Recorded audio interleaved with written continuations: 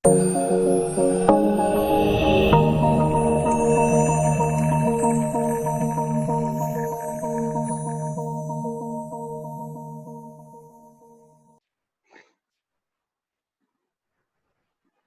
warahmatullahi wabarakatuh. Kita berjumpa lagi, Bakti Lovers. Semoga kita semua diberikan berkah oleh Allah Subhanahu wa taala dan kesehatan dan juga perlindungan dari Allah Subhanahu wa taala. Amin amin ya rabbal alamin. Nah, kita lanjutkan lagi. Kemarin kita sudah sampai di tantangan pendidikan Pancasila. Apa saja tantangannya saat ini? Yang dijelaskan kemarin, yaitu antara lain adalah adanya pihak-pihak yang menganggap pendidikan Pancasila merupakan pendidikan yang tidak perlu karena tidak berhubungan dengan cara mendapatkan uang. Silahkan teman-teman Bakti Lovers memberikan pendapatnya di kolom komentar. Kemudian kemarin juga selanjutnya pandangan pesimis Pancasila bahwa Pancasila itu tidak mampu menjaga kondisi bangsa.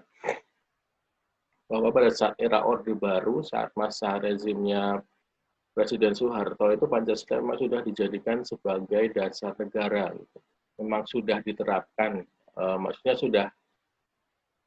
sudah dijadikan dasar negara pada saat era kepemimpinan Soeharto tahun 1967 sampai 1998.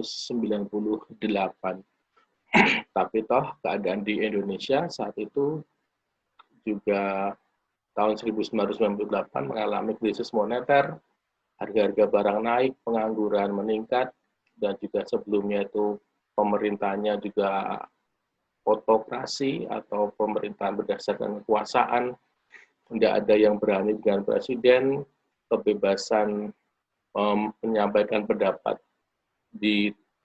ditutup, dikebiri gitu, tidak boleh melawan presiden, tidak boleh melawan pemerintah. Nah, jadi padahal saat itu sudah di rezim Soeharto itu sudah menggunakan Pancasila, tapi pada korupsi, kolusi, nepotisme. Jadi ada pandangan seperti ini, bahwa ada Pancasila pun tidak mampu menjaga kondisi bangsa, itu tantangan. Oleh karena pada saat adanya reformasi, dianggap bahwa Pancasila tidak diperlukan.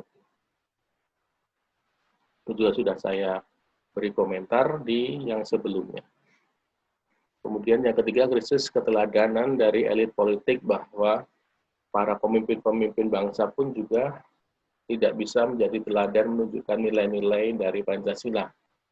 Itu elit politik di generasi sebelumnya. Maksudnya elit politik saat ini.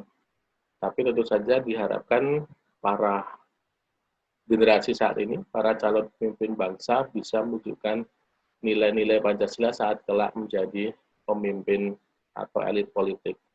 Jadi kita harus belajar, kita harus lebih baik dari generasi sebelumnya.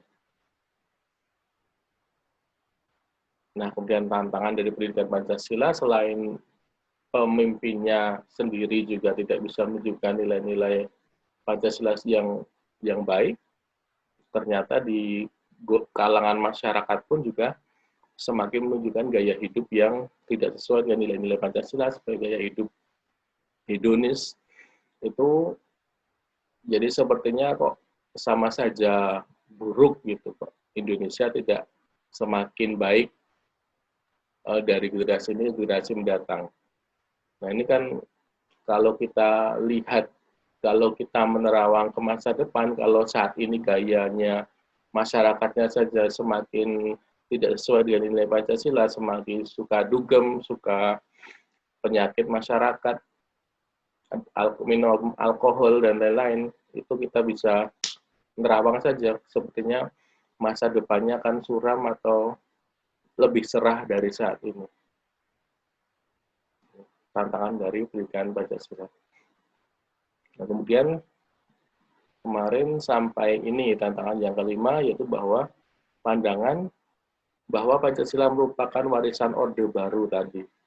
Berkaitan dengan bahwa saat Orde Baru tadi ada Pancasila, tapi tetap negaranya banyak masalah, banyak korupsi, banyak kebobrokan.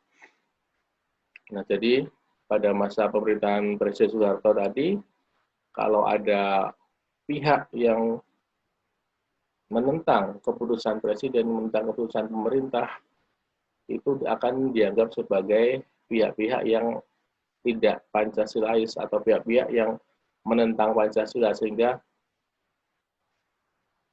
itu menjadi dalil untuk memenjarakan orang tersebut, untuk memaksakan kebijakan pemerintah, untuk kebebasan mengkritik, memberi saran, untuk tidak setuju dengan program pemerintah itu dikebiri gitu. Yang anti pemerintah maka akan ditangkap dan ditahan karena tujuannya adalah berarti dia musuh dari Pancasila. Jadi ada kata Pancasilanya ini dijadikan alat untuk simbol dan ornamen politik yang represif, dijadikan alasan untuk pemerintah itu mempertahankan kekuasaannya secara kekerasan, secara represif itu. Jadinya ada traumatis dari masyarakat akibat penyalahgunaan kekuasaan di masa lalu yang mengatasnamakan Pancasila. Jadi ada opini, ada persepsi bahwa Pancasila itu merupakan bentukan dari masa Orde Baru atau warisan Orde Baru, sehingga saat reformasi tahun 1998 harus ditinggalkan Pancasila. Karena seiring dengan ditinggalkannya Orde Baru dan segala hal-hal yang berkaitan dengan Presiden Soeharto dan rezim Orde Baru itu ditinggalkan. Nah, ini bagaimana pendapat teman-teman? Nah, ini kan kita ingat kembali apa yang diucapkan oleh Presiden kita Soekarno ya, bahwa Pancasila itu bukanlah milik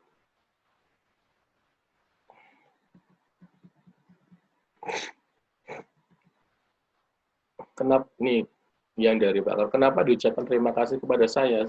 Kenapa saya diagung-agungkan padahal toh sudah sering saya katakan bahwa saya bukan pencipta Pancasila. Saya sekedar penggali Pancasila daripada bumi, tanah, air Indonesia ini, yang kemudian 5 mutiara yang saya gali itu saya persembahkan kembali kepada bangsa Indonesia. Kemudian menurut kalian juga Pancasila bukan hanya hasil konseptual satu orang saja, melainkan merupakan milik dari bangsa Indonesia atau hasil karya besar, masterpiece dari bangsa Indonesia yang diangkat dari nilai-nilai kebaikan dari bangsa Indonesia sebelum ada bangsa Indonesia. Memang masyarakat Indonesia nilai-nilai yang dipegang teguh, ya nilai-nilai yang sekarang sudah terangkum di Pancasila itu. Jadi bagaimana menjawabnya bahwa Pancasila itu bukanlah milik suatu rezim. Pancasila itu bukan milik suatu rezim, bukan milik seseorang, bukan milik suatu badan, bukan suatu satu masa pemerintahan saja, tapi Pancasila adalah milik bangsa Indonesia. Jadi Pancasila itu bukan merupakan warisan Orde Baru, karena Pancasila adalah milik bangsa Indonesia. Pancasila bukanlah milik suatu rezim atau kekuasaan pemerintah pada masa tertentu, melainkan milik bangsa Indonesia. Pancasila bukan representasi suatu golongan, kelompok orang maupun orde tertentu. Itu adalah tanggapan bagi orang-orang yang menganggap bahwa Pancasila itu harus ditinggalkan karena merupakan warisan Orde Baru. Kemarin sampai ini, lanjut teman-teman. Jadi kalau bisa kita umpamakan bahwa negara Indonesia ini adalah seperti rumah, gitu, diibaratkan seperti rumah. Sebentar.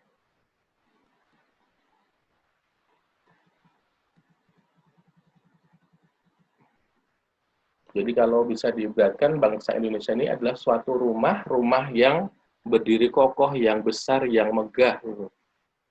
Jadi kan kalau kita ingin membangun rumah kan pasti ada dasarnya ya. Jadi kalau dasar dari rumah itu kokoh, memang kuat, ya rumah itu akan bertahan berdiri terus, berdiri sampai waktu berlalu pun rumah itu akan disangga dengan kuat karena dasarnya pun kuat gitu.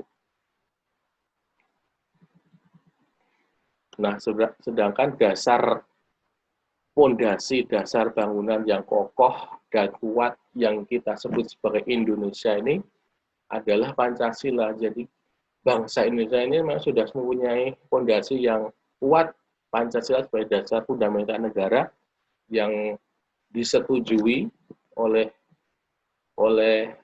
etnis-etnis, oleh kelompok-kelompok di Indonesia ini melalui proses yang panjang. Jadi kok kenapa kita mau membuang fondasi kita ini? Kalau fondasi ini diganti kan bisa rubuh rumahnya itu ya teman-teman. Jadilah memang kewajiban dari kita sebagai warga negara dan sebagai bangsa Indonesia generasi-generasi ke depan untuk merawat dan menjaga fondasi rumah kita ini, Indonesia ini, agar tetap kokoh sampai akhir zaman. Jadi itulah kita menjaga rumah ini, rumah fondasinya ini dijaga, jangan diubah-ubah, jangan diotak-atik sampai akhir zaman. Salah satunya adalah dengan menambah wawasan kewarganegaraan, menambah wawasan tentang kecintaan terhadap bangsa Indonesia melalui pendidikan Pancasila dan juga pendidikan kewarganegaraan. Jadi itulah salah satu tujuan dari diadakannya pendidikan Pancasila. Jadi Pancasila adalah dasar negara yang akan terus menjadi pilar penyangga bangunan bernama Indonesia ini. Jadi bisa rezim, bisa berganti-ganti, bisa dari Pak SBY, lalu menjadi Pak Jokowi, kemudian selanjutnya Pak siapa, mungkin Pak Ferry Bakti, mungkin bisa saja. Jadi rezim memang bisa berganti-ganti, tapi sepanjang Indonesia masih ada, maka Pancasila pun juga akan menyertai perjalanannya. Seperti itu. Jadi kalau bisa diibaratkan seperti itu.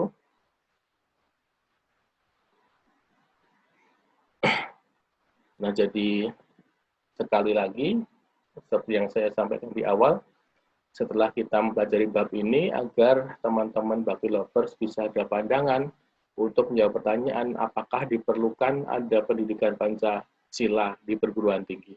Apakah pendidikan Pancasila itu diperlukan di masa yang akan datang? Harapannya teman-teman sudah mulai bisa mempunyai bayangan untuk menjawabnya, untuk mendeskripsikannya. Nah, jadi karena sebelumnya sudah kita bahas bahwa pendidikan Pancasila juga mengalami naik turun, up and down gitu. Bahkan pernah pendidikan Pancasila itu sama sekali dihilangkan dari mata kuliah perguruan tinggi setelah reformasi itu. Namun apa yang terjadi, realitasnya malah semakin buruk negara ini. Jadi apalagi realitas sekarang masih pendidikan Pancasila dan kewarganegaraan diadakan lagi, tapi realitas sekarang tadi itu seperti tadi itu semakin kehidupannya masyarakat tidak sejalan dengan Pancasila. Kemiskinan masih terjadi di mana-mana, rasa keadilan masih rendah, terdapat konflik antar kelompok yang semakin marak itu. Bahkan sila pertama misalnya yang mengusung ide ketuhanan ini di masyarakat menjadi semakin kurang diusung karena semangatnya lebih ke semangat fundamentalis yang menciptakan ruang untuk saling menghancurkan itu. Jadi mempertubuhkan antara Pancasila dengan agama. Kemudian fenomena yang lainnya adalah pada sila kedua, yang intinya menjunjung tinggi semangat kemanusiaan hampir tidak ada karena yang berlaku adalah hukum rimba. Jadi siapa yang kuat, ia berkuasa. Siapa yang kaya, ia akan berkuasa. Ini fenomena sekarang. Kemudian yang tidak sesuai dengan sila ketiga juga pada intinya menyerukan persatuan pada saat ini sangat bertolak belakang. Yang semua, misalnya orang Jawa, orang Sumatera atau yang lain, sehingga muncul persatuan atau negara kesatuan dibandingkan dengan integrasi. Kemudian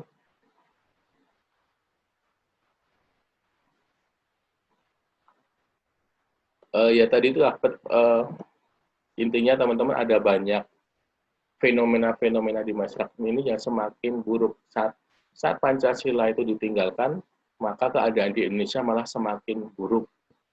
Jadi apakah pendidikan Pancasila ini perlu dipertahankan atau tidak? Seharusnya teman-teman sudah bisa menjawab.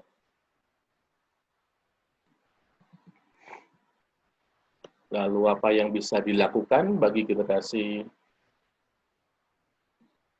saat ini? Jadi nasib bangsa ini ditentukan tidak hanya kepada segelintir profesi yang dihasilkan oleh sekelompok bidang studi saja, melainkan menjadi tanggung jawab semua bidang studi. Jadi jangan hanya dilimpahkan kepada kami dari lulusan fakultas hukum saja mungkin, atau dari fakultas filsafat, atau dari fakultas sosial non-eksak saja. Karena kita semua kan, seperti saya katakan, sama-sama mempunyai status sebagai warga negara. Baik itu pekerjaannya sebagai dokter, sebagai ahli komputer, sebagai mesin itu, sebagai insinyur, itu kan sama saja juga merupakan warga negara. Jadi jangan hanya tentang Pancasila ini hanya pada yang profesinya hukum saja, tapi kita semua wajib untuk menjaga Pancasila. Misalnya kalau di bidang komputer misalnya, ini kan contoh menunjukkan rasa nasionalisme misalnya dengan membuat game, membuat aplikasi seperti ada game namanya Fighters of Pancasila ini.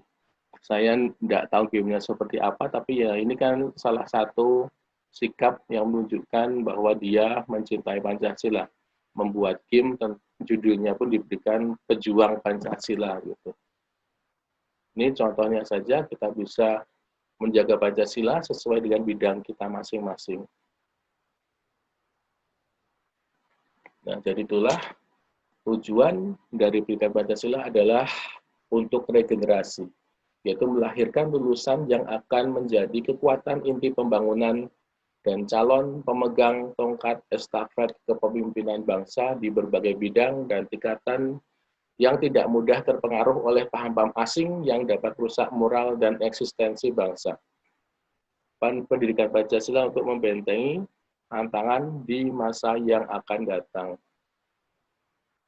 Jadi teman-teman Bakti Lovers adalah calon-calon pemimpin bangsa, calon pemegang estafet kekuasaan berikutnya. Ini diharapkan agar calon-calon pemimpin bangsa tersebut tidak terpengaruh oleh paham asing, dan juga untuk membentengi tantangan yang masa akan datang, baik di bidang politik, di bidang sosial, di bidang kebudayaan, di bidang lingkungan, ekonomi, maupun globalisasi. Nah, ini jadi diskusi dari kita dan teman-teman. Menurut teman-teman, apa hubungan antara globalisasi, antara tantangan ini, globalisasi, politik, sosial, budaya, lingkungan, dan ekonomi terhadap Pancasila, terhadap eksistensi bangsa? Apa hubungannya globalisasi dengan Pancasila itu? Silakan teman-teman bisa dipelajari dulu, kemudian ya diisi di kolom komentar ya.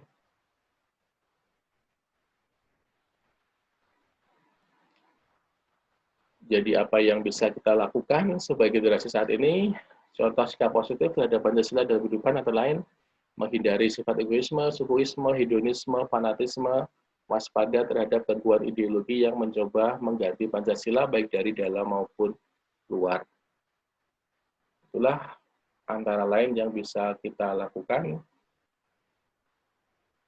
Dan lain-lain ini masih banyak, contohnya itu cuma contoh kecil saja. Oke teman-teman, jadi itu tadi penutup kita di bab 1 pengantar pendidikan Pancasila untuk menjawab apakah diperlukan pendidikan Pancasila di perguruan tinggi, apa itu pendidikan Pancasila, sejarah-sejarahnya itu kita sudah bahas di curhatan-curhatan saya. Untuk curhatan saya berikutnya adalah tentang pendidikan Pancasila dalam konteks sejarah bangsa. Saya akhiri curhatan saya pada kesempatan hari ini. Ada kritik dan saran silahkan ditulis di kolom komentar maupun di pesan podcast, pesan suara kepada saya juga silahkan. Ini adalah versi 1 untuk kedepannya, semoga bisa lebih diperbaiki lagi atas kritik dan saran dari teman-teman Bakti Lover semua. Kalau gitu saya akhiri, terima kasih banyak untuk atensinya, untuk perhatiannya. Salam sehat selalu, salam sukses. Saya belum lagi. Terima kasih. Wassalamualaikum warahmatullahi wabarakatuh. Terima kasih.